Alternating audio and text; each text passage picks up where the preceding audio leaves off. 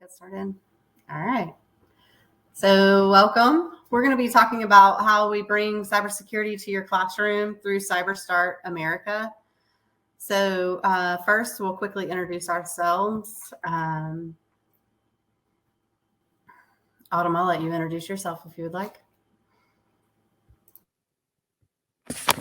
Hello, everybody. My name is Autumn Sutton. I teach at BUFORD High School. This is going to be my, if I'm counting correctly, my 12th year in education. And it's going to be my 10th year teaching some form of STEM education. And this was just my past year, was my first year at BUFORD High School. Before that, I taught in Gwinnett County Public Schools. And I'm a career switcher, so I have no cybersecurity background or computer science background either. And thanks for joining us. All right. Lakecia, you want to introduce yourself? Sure. Good afternoon, everyone. I am Lakecia Gray, and I have taught in Gwinnett County Schools as well as Gwinnett County Schools. And I had the pleasure of piloting CyberStart as a teacher this year in Lakecia High School. And I look forward to sharing some of the strategies that we use. This is my 6th year teaching. I was a career changer, and I will be available for a resource should some of you decide to participate in the ACCESS program. All right. My name is April Pelfrey. I have been teaching for the past 6 years at Central Gwinnett High School, and I'm moving over to Duluth High School this year. And I am a career changer. So I spent 15 years working in the industry prior to teaching. So we're just going to talk to you today a little bit about CyberStart, kind of show you how to get started, but just a quick little intro into what CyberStart America is. It's a nationally student-led game in cybersecurity, offers opportunities for the National Cyber Foundation Scholarship, and then they earn points throughout the game to make them eligible for that, and so many other incentives. So we're going to spend some time kind of talking about the incentives and things that happened this past year and things that we're looking forward to this year to kind of increase that cybersecurity knowledge for students. If we look at some of last year, Georgia led in CyberStart America with the number of total registered students. And we're hoping to exceed that this year and expose more students to cybersecurity as we go along. I'm going to turn it over to Autumn, and she's going to talk about CyberStart America and how it works for non-Title I schools in the ACCESS program. And then Lakecia and I are going to talk about the ACCESS program.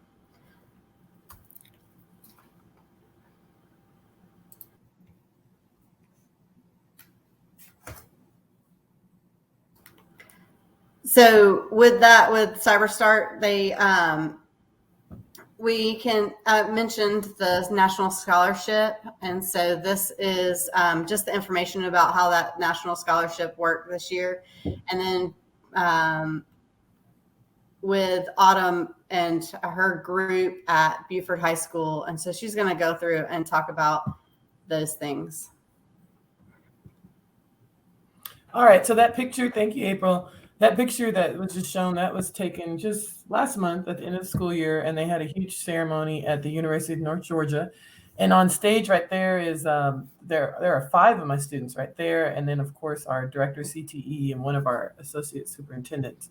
But we actually had 10 students who were honored at that ceremony because we were one of the top 10 districts of distinction, which means we had the top 10 numbers of students who registered in the competition by the cutoff date. And then there was a competition that lasted until April. And in that competition, it was based on how many students could earn points for the challenges they had. So if you think about like Mission Impossible, or when I was a little kid, my grandma used to watch that TV show, Maxwell Smart, and they have different missions, and they give you the mission that says, will you accept this mission? So it's kind of like that. And so we had 10 students who scored so high that we had 5 who were in the top 20 in the state. And they each received a cash prize of $500 each. And then because we were a top 10 school of distinction, we had 4 in the top 20. Then we had 6 more from our school, because from each of the 10 districts of distinction that were not a Title I school, your top 6 people received a cash prize of $500. So that was how I was able to sell CyberStart to my students. I said, let's get registered. Let's make sure we're in the top 10. And if we're in the top 10, you guys know at least 6 of you will get a cash check for $500. And they were all like, you mean $500 that we have to use in the classroom? And I said, nope, $500 written out to your name. You can spend it any way you want. And so you can imagine with teenagers, that was an attention grabber initially. If you can go to the next slide, April. Oh, okay, I see it. You're on the right one. And so then I was pleasantly surprised too. This was an incentive for me, but for the school, we actually earned a total of $15,000, which is amazing. So at that ceremony where we had the picture, they handed the check to my director of CTE, and that's a good way to make your administrators happy, is to bring money in. But we plan on using that to build our honor society and our, build different, robot equipments and also virtual machines if possible in our classroom.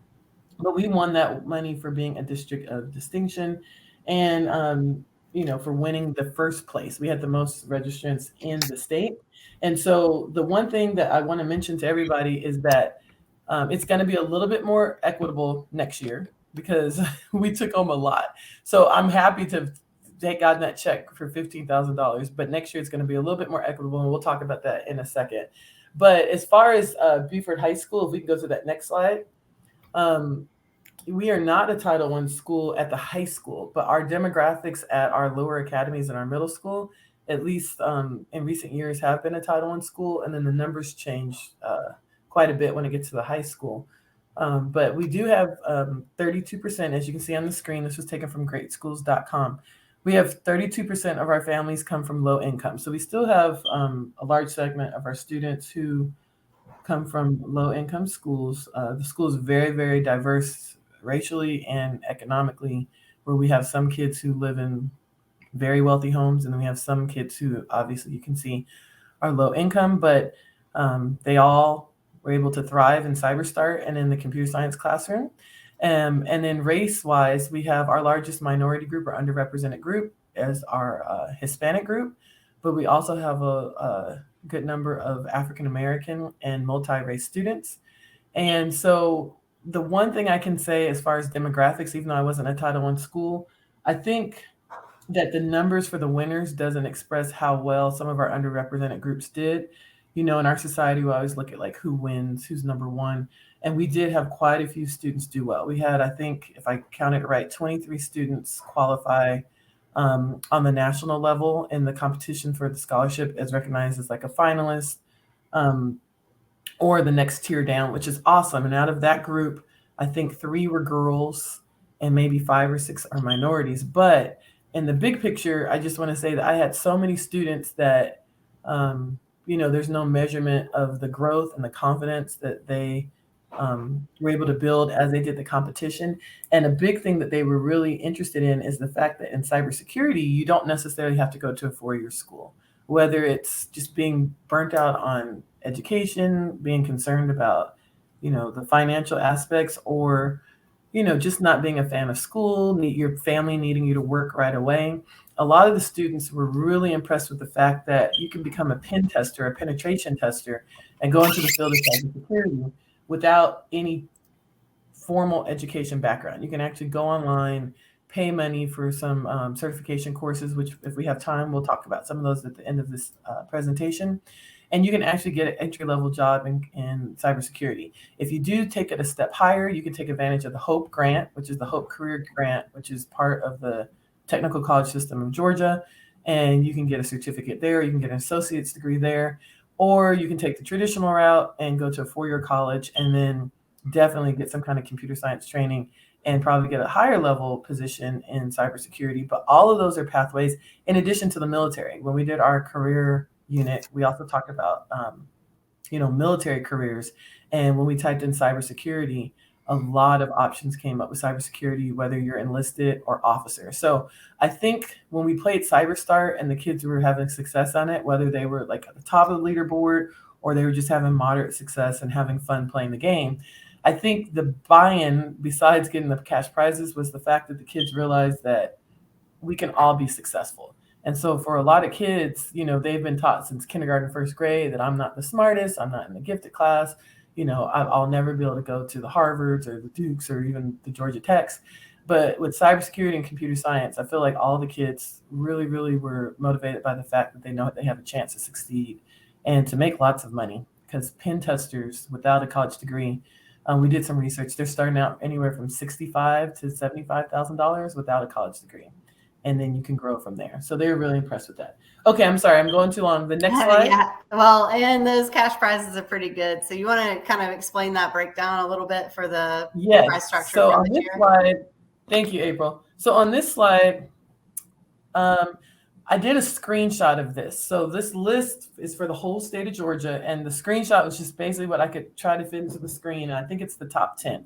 So when we talk about districts of distinction, I can't say this is the official top 10 because I just took the screenshot last week, but when the competition ended, if you were in the top 10, one of the districts of distinction, you automatically received a cash prize of $5,000. And then the top 10 students from your, top 6 students from your school each received cash prizes of $500. And this was for just getting kids registered. So this didn't have anything to do with how well you did, how if your kids, you know, qualified for the scholarship, how many challenges you passed. This is just, they want your kids to get registered. They want your kids to try it. And to be honest with you, it's kind of like a recruiting tool. They just want to see any student who's taking computer science or has a teacher who will support them in computer science, get their names in the system. And I guess it's akin to when you take the SAT or the ACT and they ask you, you know, are you interested in this major? Are you interested in this major? And then months later, you start getting mail from different universities where you may align with a scholarship or an opportunity they have. So if nothing else, if you're intimidated with cybersecurity, if nothing else, just get your kids registered. And even if you only, you know, complete the first 2 or 3 challenges, at least they're in the system. The Science Institute knows about them, and they will, you know, have opportunities to grow on their own, even if you can't help them. But next year, they're gonna, you know, kind of widen the prize structure. So the good thing is there'll still be cash prizes offered, but there not only will be cash prizes for students registered, they'll also be for the number of students who qualify for the scholarship. So I put a little arrow by BUFORD High School. That's my school. And in the red category, we had the most students registered. I think it was by the end of December or January. But if you look a little bit down, there was a school in Cumming, Georgia, the Alliance Academy for Innovation. They actually had the largest number of students who qualified for the scholarship. And so, you know, they should be honored. They did receive a $5,000 cash prize for being a district of distinction. But, you know, this time next year, a school like that does so well with actually having kids qualify for scholarships. I was able to speak to one of the organizers, Dr. Lindsay Linksey at University of North Georgia. And she said that's one of the things they're going to do is make sure that people recognize for the number of students qualified to earn the scholarships. And then they're also looking to see if we can look at percentages because, you know, some schools, if you're a 6A school, you have over 2,000 students. And then some schools, if you're a smaller school, you may only have, you know, a total of 1,000 students on your campus or less. And so we want to make it fair so that everyone has a place. So Dr. Linsky said that the donors and the, you know, the Georgia Cyber Scholarship Foundation is going to make sure that whether you're a large school or small school or a Title I school, everyone will have some kind of motivation to get their students registered and to try. And so talking about the dates really fast, I'm not saying my model is the perfect model. Honestly, I had some awesome kids. I was the catalyst. I say over and over, because we've had a lot of attention this year. I don't teach the cybersecurity pathway, but I have a lot of energy and I motivated my kids. So the game plan I had last year was the registration opened on October 27th, but because I attended a cybersecurity training called Gen Cyber, and we'll mention that a little bit later, at the University of North Georgia, they made us aware of CyberStart last summer. And so I had it in my notes, and it was the beginning of the school year, and we started receiving emails from Dr. Linsky saying, don't forget about CyberStart, don't forget about CyberStart. Well, before the competition actually starts, there's a cyberstart.com, and this is a paid version of CyberStart America for adults who want to go into pen testing. And I think it's around $70, $80, and you can play the entire game because the game is so helpful. When April breaks it down and shows you all the resources they have, you'll see how it's worth it. But the intern base, which is like the introductory basic challenges, that is free for anyone to try. And so I stumbled upon that somehow.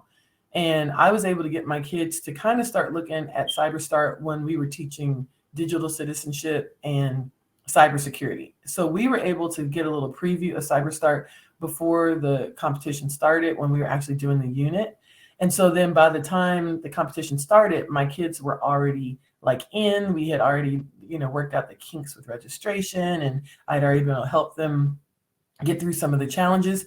So once we were in the school year and I was deep into my instructional calendar, I wasn't able to, focus on CyberStart. I wasn't able to pull aside a day here or there. My initial plan was to do it for a bell ringer. And then when that didn't work out, then my plan was like, well, I'll do it once a week.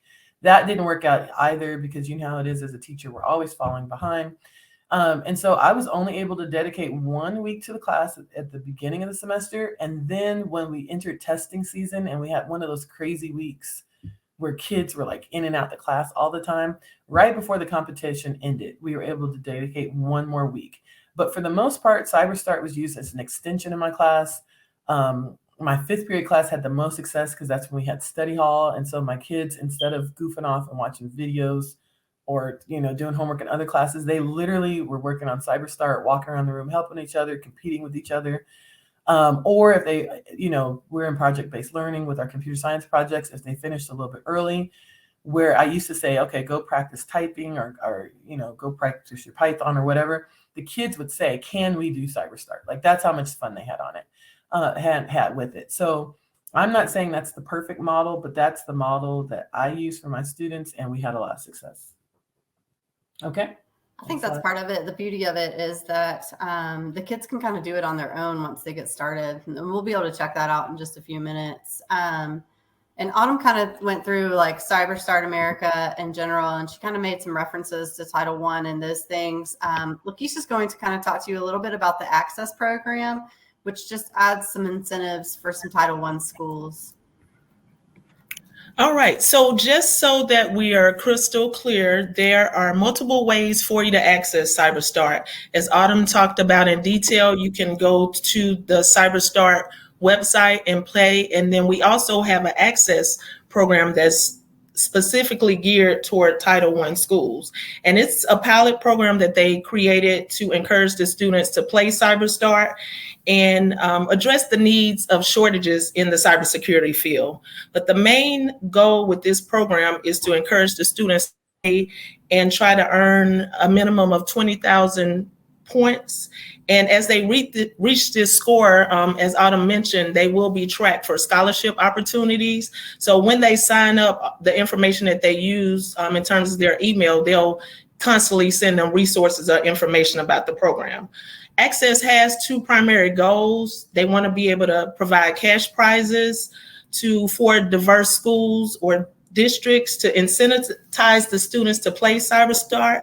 They want to expose more diverse groups to cyber careers, and they want to identify scholars to receive financial support. We talked about cash prizes that they will receive as short-term, and then they'll also have access to long-term cyber instruction and support careers. And I know for this year, they did extend scholarships for them to participate in a summer program where they could do a self-paced SANS Institute course. And again, the goal this year is to identify 10 ACCESS schools that will be accepted. All right, next slide, please. All right, and so again, just high level, I think I mentioned in the beginning, but I just want to make sure I reiterate. I did teach cybersecurity, advanced cybersecurity, and introduction to digital technology, but I have no formal computer science education, no cybersecurity background. This was a career change for me. I came over from IT application support, and pretty much in that role, I learned about problem solving and troubleshooting, and I kind of brought that experience into my classroom.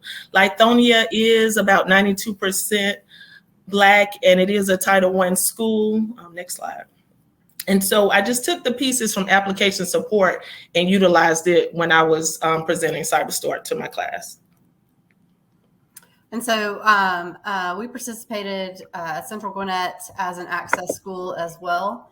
And so our students, just like in ACCESS or CyberStart America, our students were able to win cash prizes, and they did it through point systems as they were going, and just for some incentives.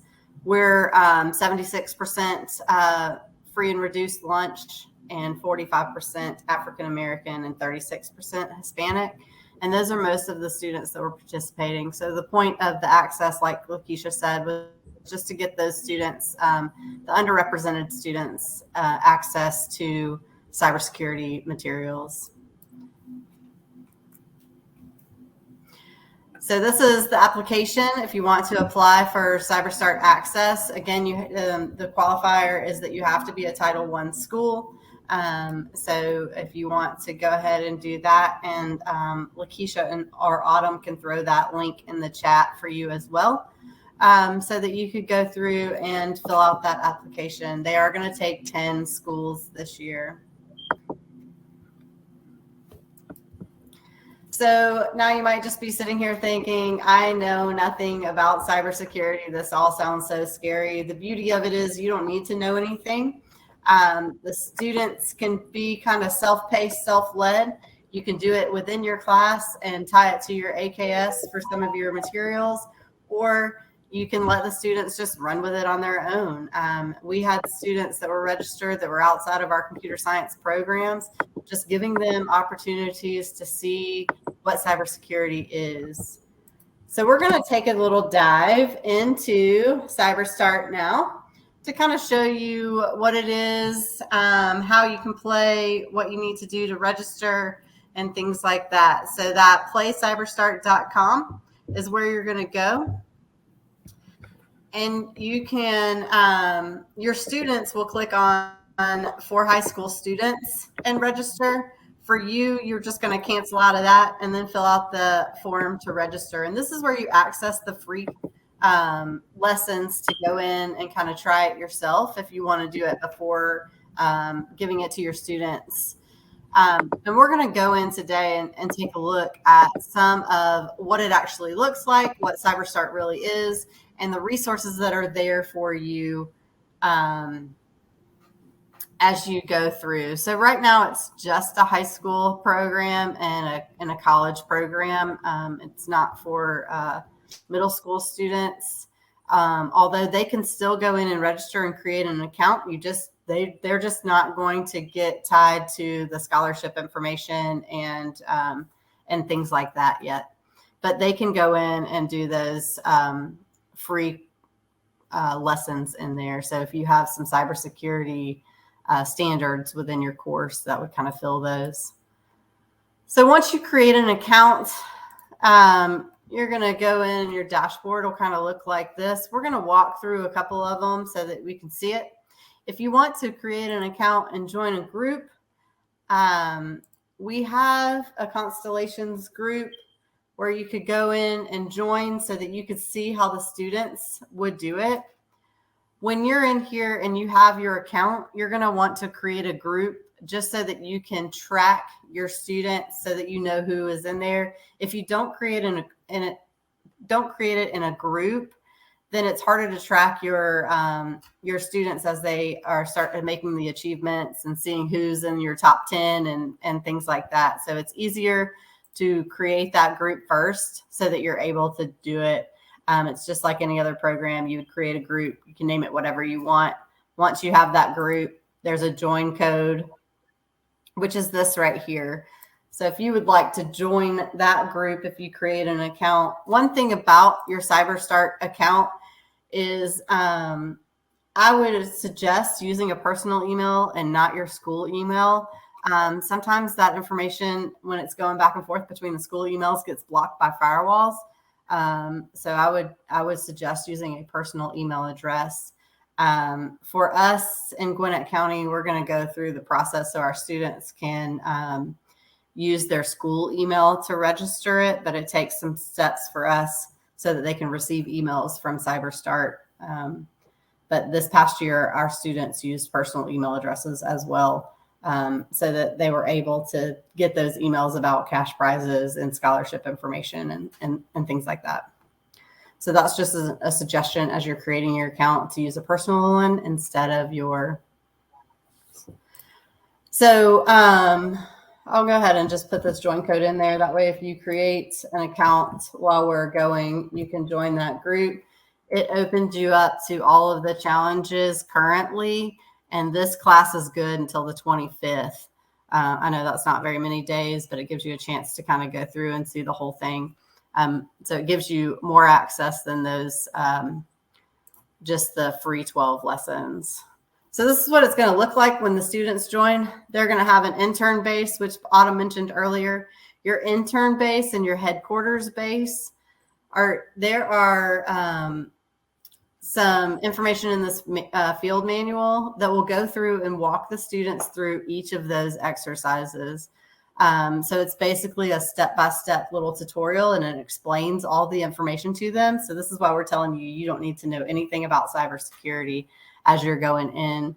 So once they get through the intern base and the headquarters base, they're going to take the knowledge that they've learned in both of those and begin the other phases of the game. So there's a moon base and a forensics base as they go through. So this is the intern base and the headquarters base teaches them like the basic skills that they need to know for the rest of the game.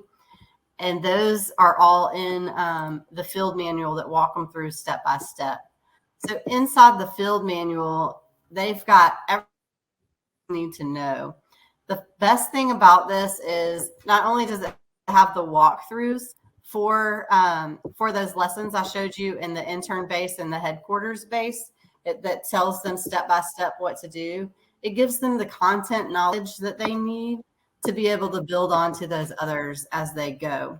So you could do these inside a class lesson if you wanted to teach them these things as they're going through. They could work on it on their own.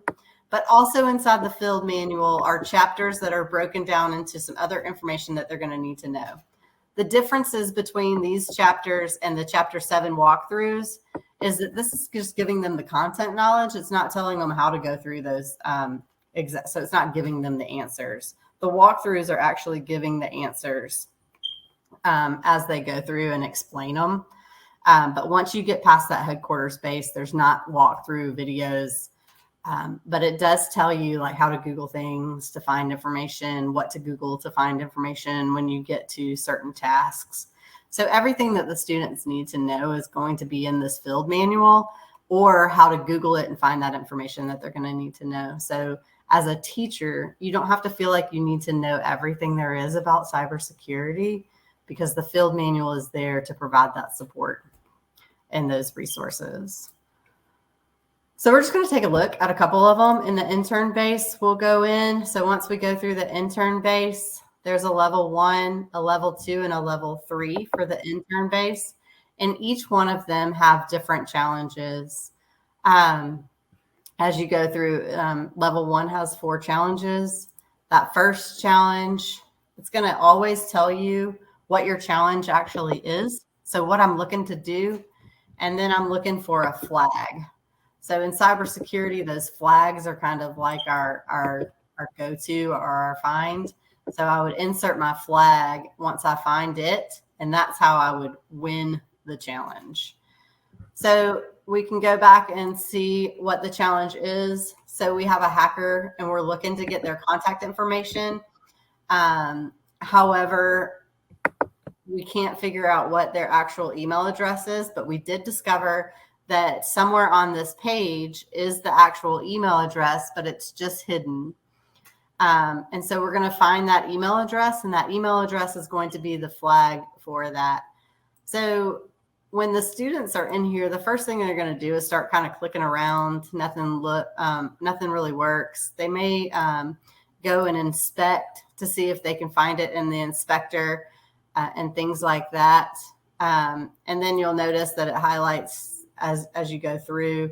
The other thing that they could do is just see what text is really on the page itself. So if they just select everything, you'll notice as I'm selecting, information that we can't see is actually hidden on the screen. So this is actually text right here that is written in white. And then that gives his email address. So that was the answer to the first one. And we would just select his email address, copy it, and insert it as the flag, because it told us here that the email address is our flag. And remember, our flag is basically just the answer to the question. And then once we get the flag, we can hit enter, and it's going to celebrate it. I don't get points because I've already completed this challenge.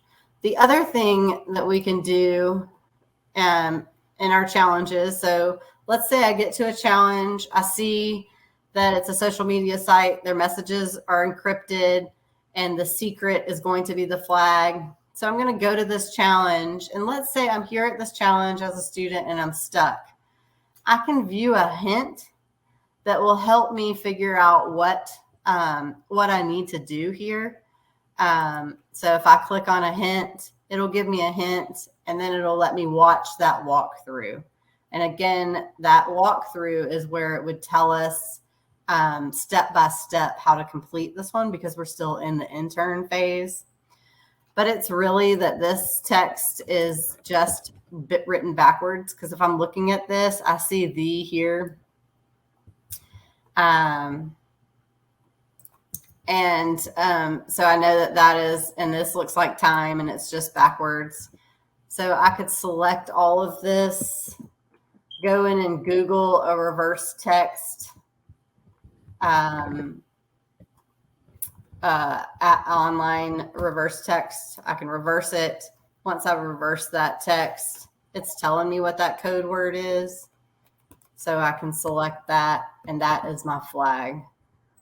And then I can enter my flag, and then it tells you if you get it right or wrong.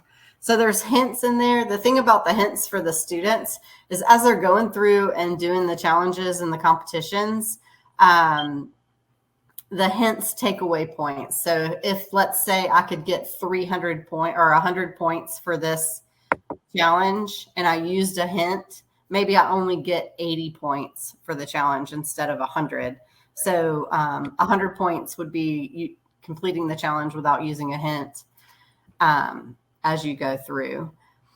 But the students are, if they get stuck on these first intern-based and headquarter-based, there are the walkthroughs that will walk them through those videos and tell them step by step what to do.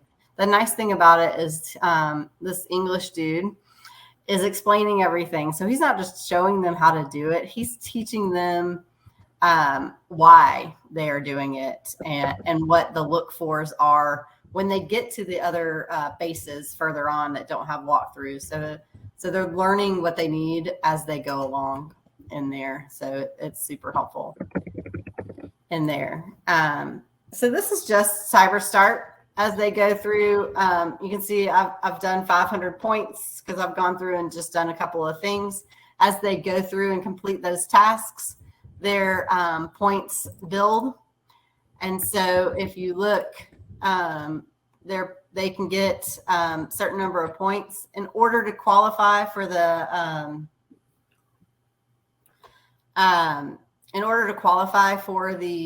National Scholarship, Cyber Foundation Scholarship. They have to at least reach that 20,000, and then they become eligible. So they have to have 20,000 points to become eligible for the scholarship and in there. So this is just a great way for the students, especially if you're not teaching a cybersecurity pathway at your school, but you want the students to have some cybersecurity experience and knowledge. This is a great tool for them.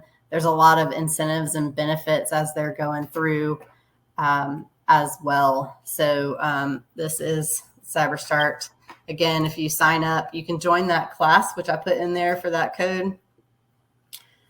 And as you go through, and if you just go to cyberstartamerica.org, you can register for interest for the competition, and they'll send you updates along the way about the dates and everything for this year as they come out. and get that information out to you as it's needed. So that is just a quick little demo of what CyberStart has to offer and how they're going to use that, and just to kind of give you a sigh of relief that you really don't have to know it, because they're going to help teach those kids in here with the videos, with the walkthroughs, and the information. So if you don't have time to do it in your class, the students can still take it and run with it. And so it opens up a lot of opportunities for them.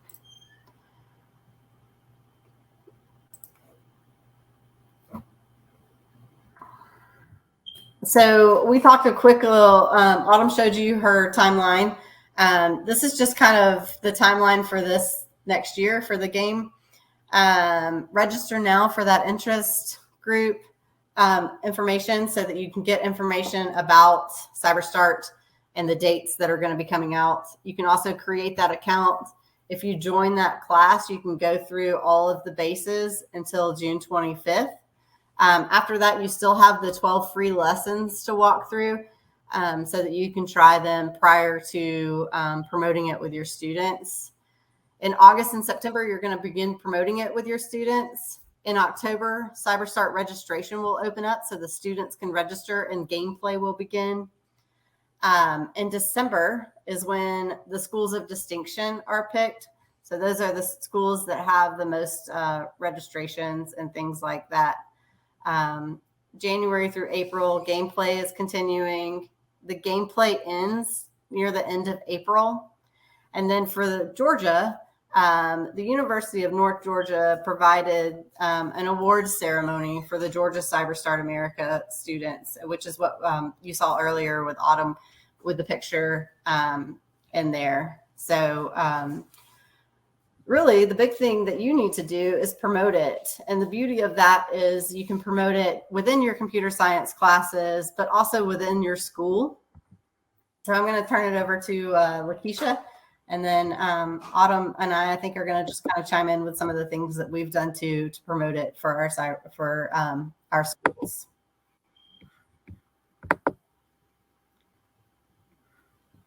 You're muted, Lakecia. So now that you're ready to promote CyberStart, you're not sure what to do. The beauty of the ACCESS program is we do have a support available to you. We are scheduled to meet monthly and can be available as your needs dictate, because we want to make sure you have some support in getting it started. So what I tried to do is capture some things from us that we utilized in the class, and you do have creative right if you want to try something else. So within the classroom, I designated CyberStart days, and typically it may have been a Wednesday or a Friday. I used it to extend lessons for your students that are high flyers. I just kind of started them as my first pilot group. You can also use it to differentiate. I also got creative, and for my students that were trying to be on the cell phone to play the games, I'm like, hey, no phones in here, but you could get on CyberStart. And also utilized it as an optional lesson when sometimes the students were having a bad day. I just reminded them, hey, no sleepings here, but hey, I want you to try this for CyberStart. All right, and in terms of getting the word out about your school, I included in the announcements, I allowed the students to give the announcements. I also attempted to offer as an after-school activity.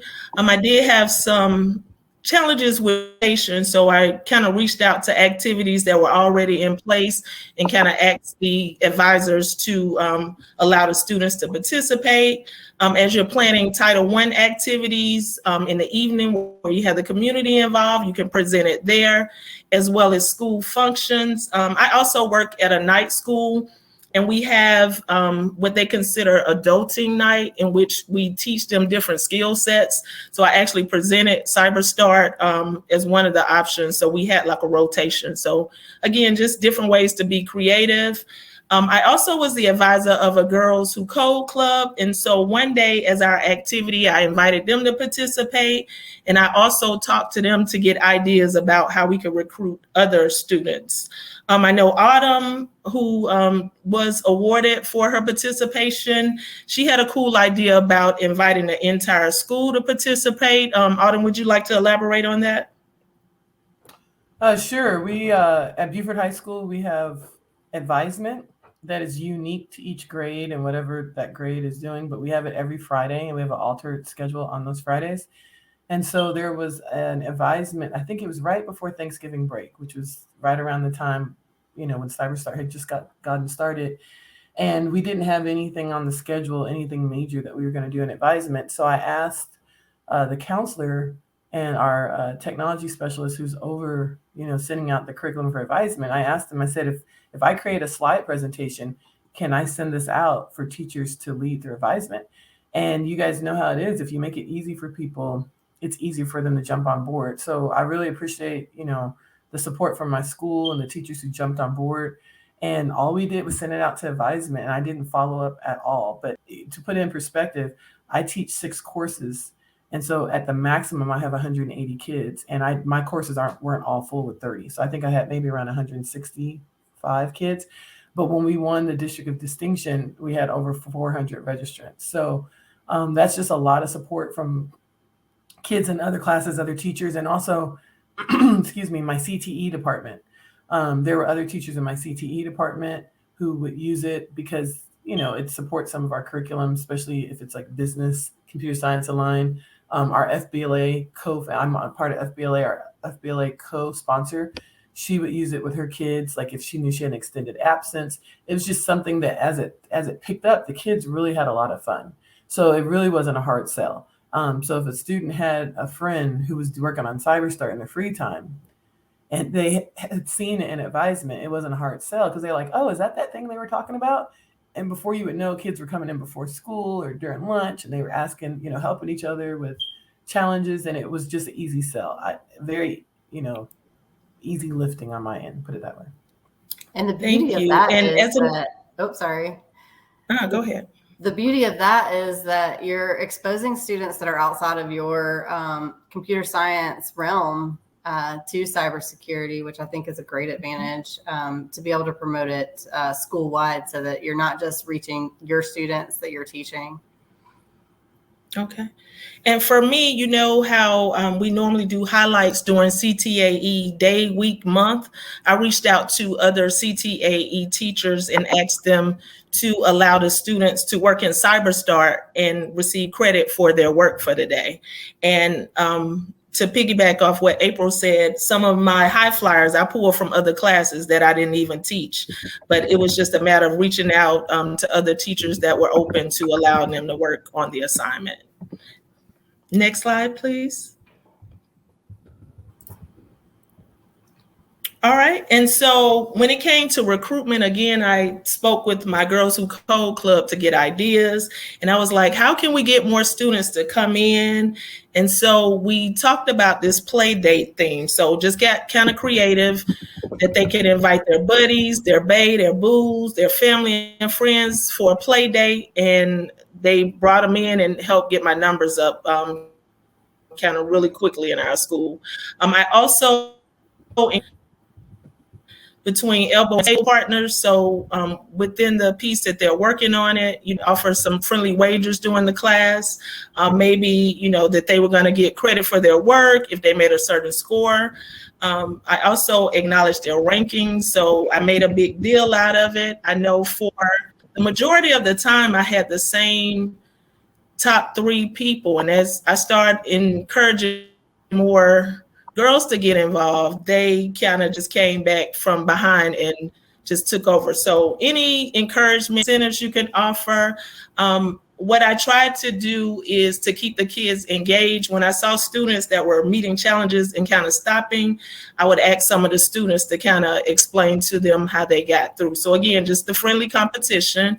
And we also had some incentives available to us in terms of funds. So I know April said she was using the candy as they completed the challenges. And I actually hosted a lunch and learn in which I got permission to one day during lunch offer pizza during days of lunch, but the kids had to register for the lunch and learn in advance, and it worked. The numbers got up to 160.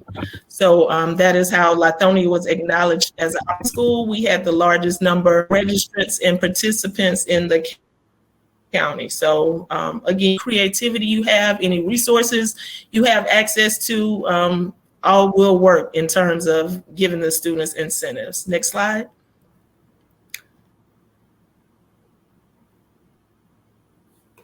Next slide, please. It did it change? All right, so, okay. And so within CyberStart, the ACCESS program, we all have a video in which we utilize, and it was created by a student. I thought it was very powerful. Their environment was set up like a gaming room with the lights dim. They had some cool lights in the back. So I think that helped. I created flyers, and that's a sample flyer that we use. And from my student, I got the idea to airdrop the flyer with the QR code. We did some posts on social media. And I think Autumn mentioned earlier, as you're working on the curriculum that allows them to research careers, just devoting some time to look at careers in cybersecurity and show the various pathways. Students knew I always put the salary first, and that was the thing I kept bringing home to them, and just showing the education requirements. You could get salaries, 6 figures in a lot of cases with just certifications. And as the students were playing, they began to recruit on their own. So they would tell, their friends to come in. It could be somebody in their class. One other thing I did is I actually brought a college student intern in virtually from University of North Georgia. And she was available to kind of talk about her path and what her education experience, as well as help them with some of the challenges within CyberStart. So I would just encourage any networks that you belong to. If I meet a parent or anybody that says their kids are interested in cyber, I would always shoot the link over to them. One day, toward the end of the year, we had a lot of students that were just standing in the hallway. I was pulling them into my classroom saying, hey, come on in here. I want you to try out CyberStart. So that was some of the things that I did. Did you guys have any other things you wanted to add? No, I did the same. I mean, it's a lot of the same things. The kids kind of get into it, and they get to see the leaderboard. So as long as you put the kids in a group, they're able to see the leaderboard, and that kind of turns into a competition for them as they're going through, because they don't want somebody else to get higher than them. So, and then this is just one of the sample flyers that you used, Lakecia, correct?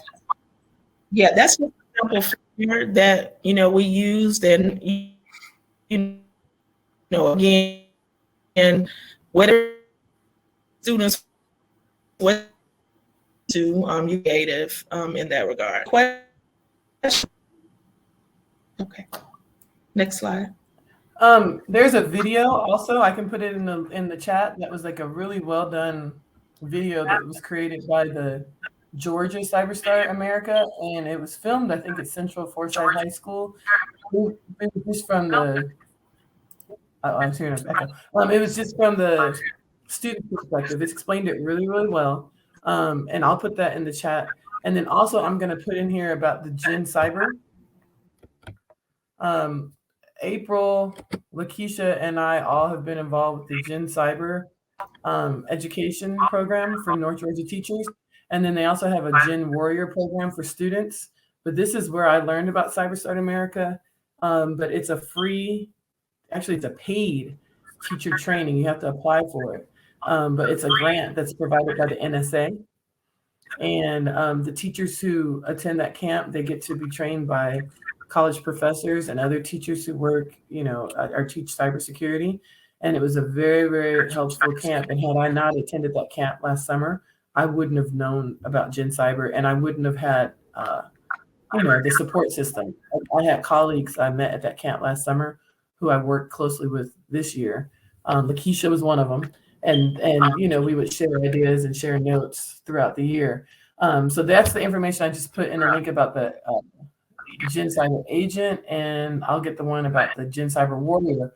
That's a camp for students. I had several students apply, but I think only one of mine got in. But it's a chance for the students to go actually attend camp on the University of North Georgia campus, and they take courses with the professors there at UNG. So it's a recruiting tool not only for the University of North Georgia, which is our major military academy in Georgia, but because it's a grant from the NSA, I believe it's kind of like a recruiting tool from the NSA as well.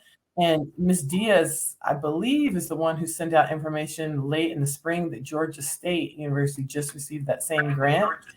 And so now I don't think the Georgia State camp is on campus camp, but they received that same grant, and they have it in Augusta as well. So I'll put the link in there as well where you can see Gen Cyber and where it is across the country. But encourage your kids who like CyberStart, encourage them to go to one of those camps, because anything they learn with CyberStart, if they show that interest and that desire to work through the problems, they would really thrive and learn a lot attending one of these Gen Cyber camps.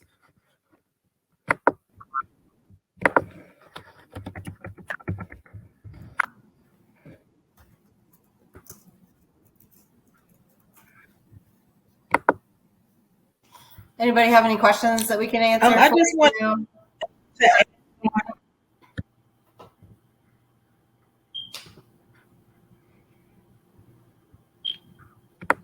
So I just wanted to.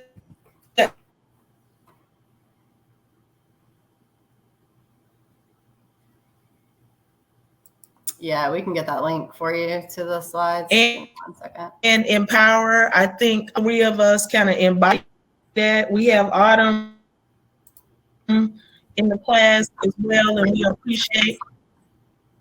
Oh, Amber, you guys tuning in to.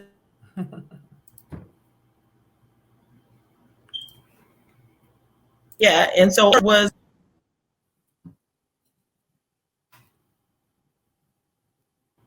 Here's a link to the presentation for you. If you just have a thought about trying to promise here to support you.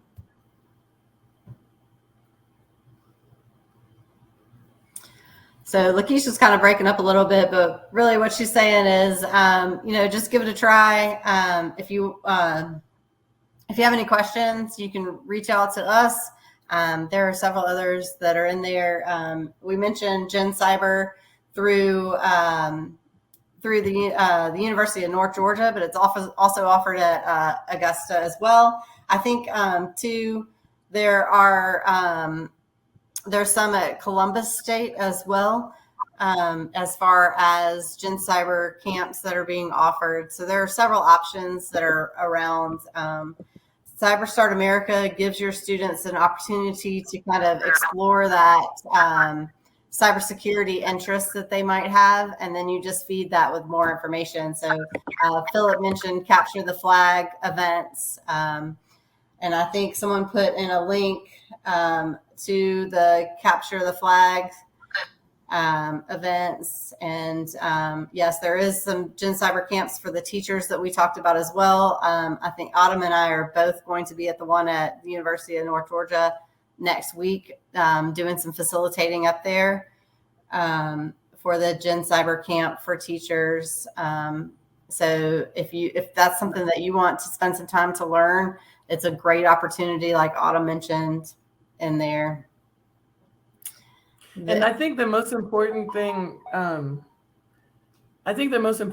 for us to remember as teachers of computer science is that our goal is just to get these kids to college and to enroll in courses in college, or to enroll in courses at a technical college, or to at least try. I remember dropping a computer science class my freshman semester at Clemson University because they were encouraging everyone to take computer science, and I was in there for a week and I had no idea what they were talking about.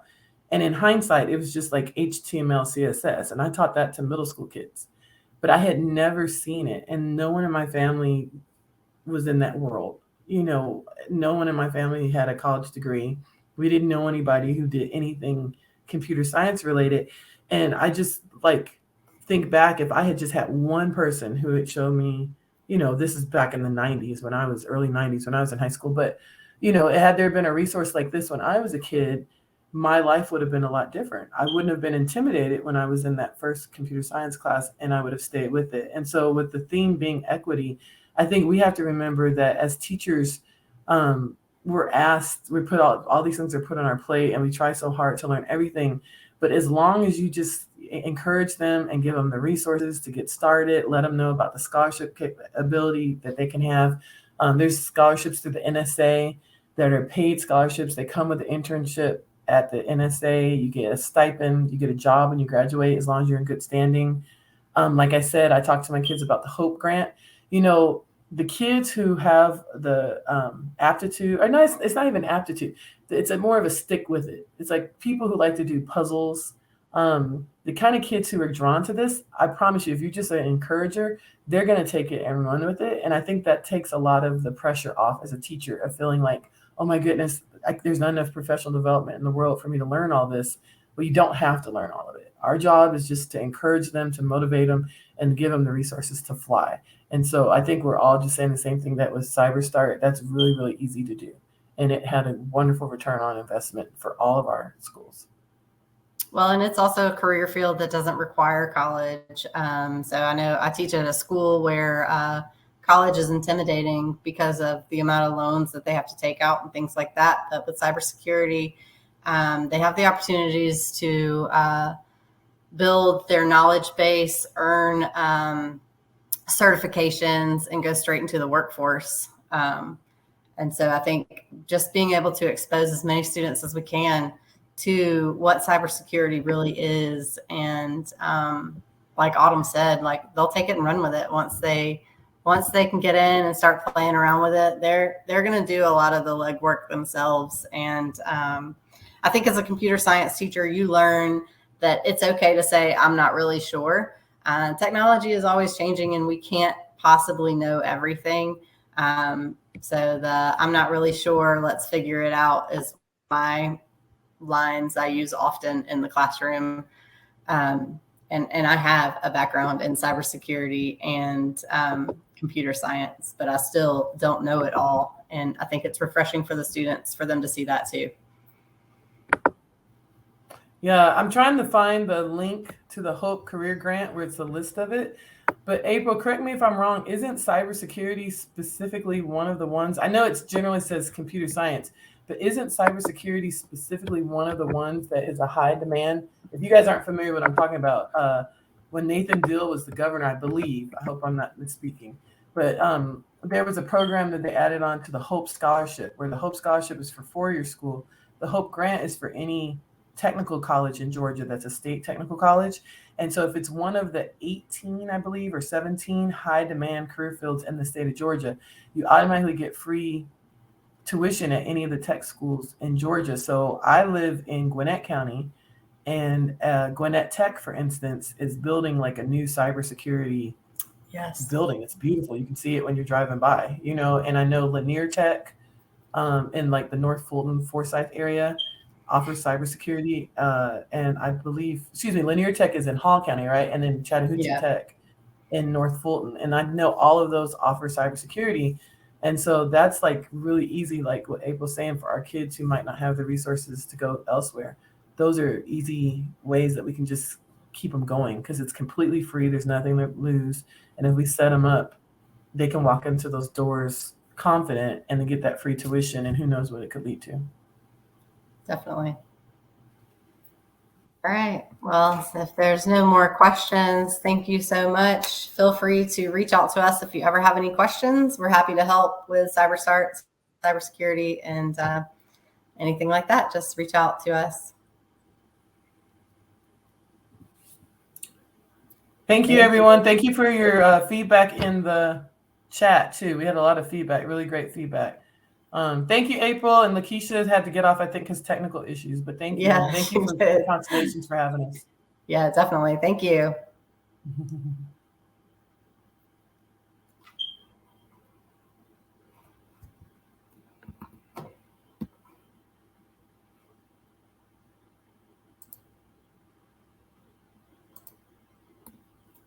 I feel like it's rude to leave until everyone's gone. You're just sitting there.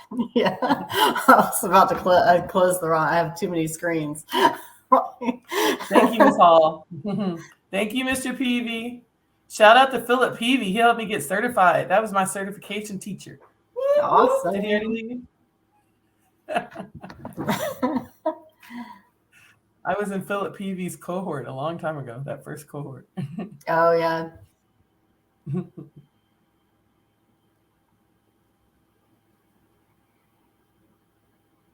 Oh, were you in there too, April? So here's two of your cohort. Well, I was teaching it. I want to say Lakecia was in there too. Because we were at Shiloh. Uh-oh. Okay, so it looks like 4 people are still here. Maybe that's us. Maybe that's April, Autumn, Lakecia, and Philip. Oh, I think it'll tell us. Yes. All right. Well, I think we can go then. All right. Nice working with you. Check your email. Looks like we have another one of these to do next month. I saw that. Yes. Do the exact same thing, right? Yep. Yep. I'll see you next week. All right. Bye.